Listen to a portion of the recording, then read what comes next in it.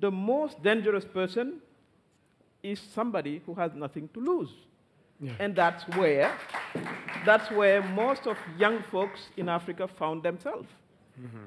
And if we are not safe, they're going to cross the Sahara, they're going to go to France, and they're going to prevail in Europe, etc., etc. Mm-hmm. So there is one thing maybe the jihadists will do good for us. One thing, one maybe unique thing. They're going to foster international solidarity because we are in it together. Central governments have become much less powerful and less effective at controlling their populations.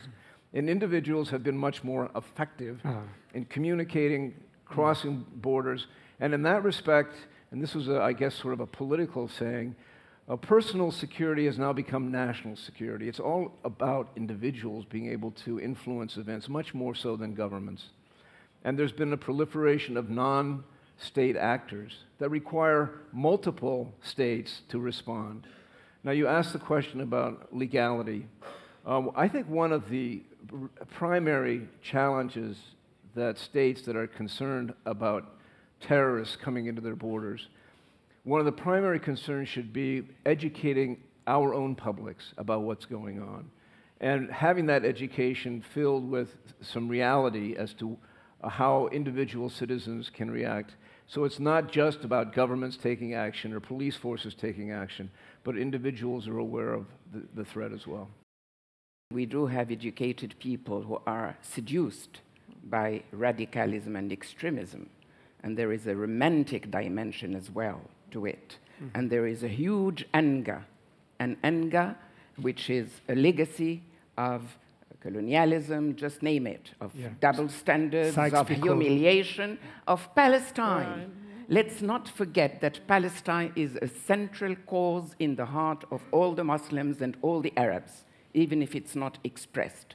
And when we see the deterioration there and nothing being done. So if we have to take a few lessons, for global security, personal security, human security, and security at large, collective security, we have to address the real conflict. Of course, there are a lot of traditional conflicts which are not resolved, which are orphan conflicts. Nobody wants to deal with them. You have to give to societies, to people at large, and to the young in particular, real stakes in their own societies, so they care about security.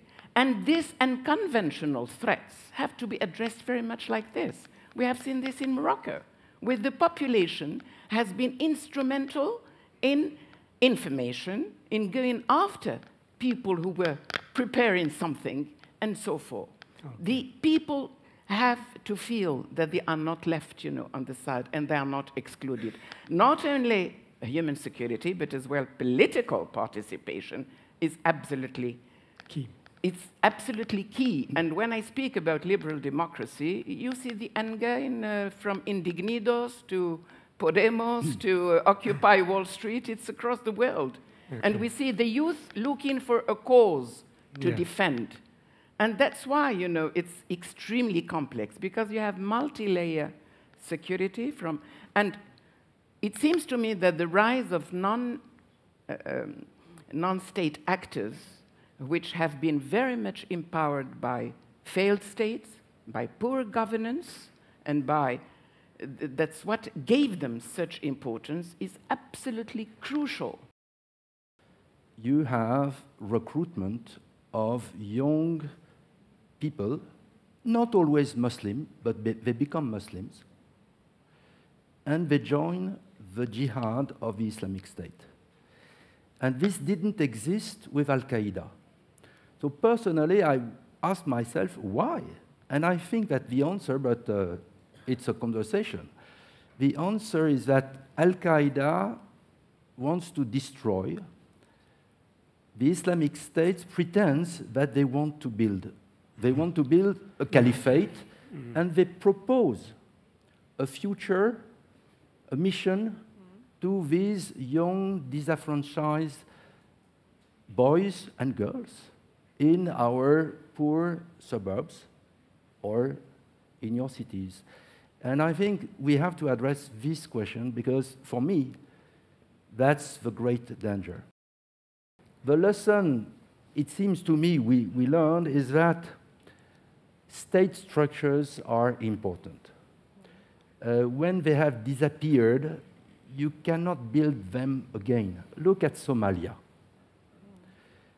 How will we rebuild the state structures of Somalia?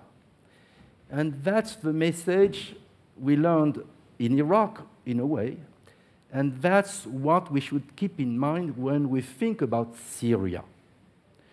Because one thing is certain for us, French, Bashar al-Assad must go. The moment to be debated.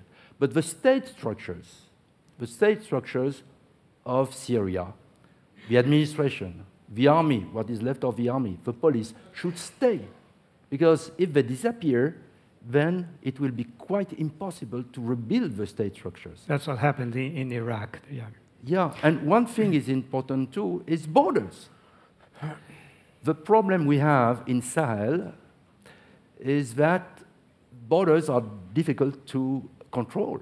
And so you have all these networks, not only terrorists, but traffickers of drugs, money, human beings, all these networks working with the terrorists.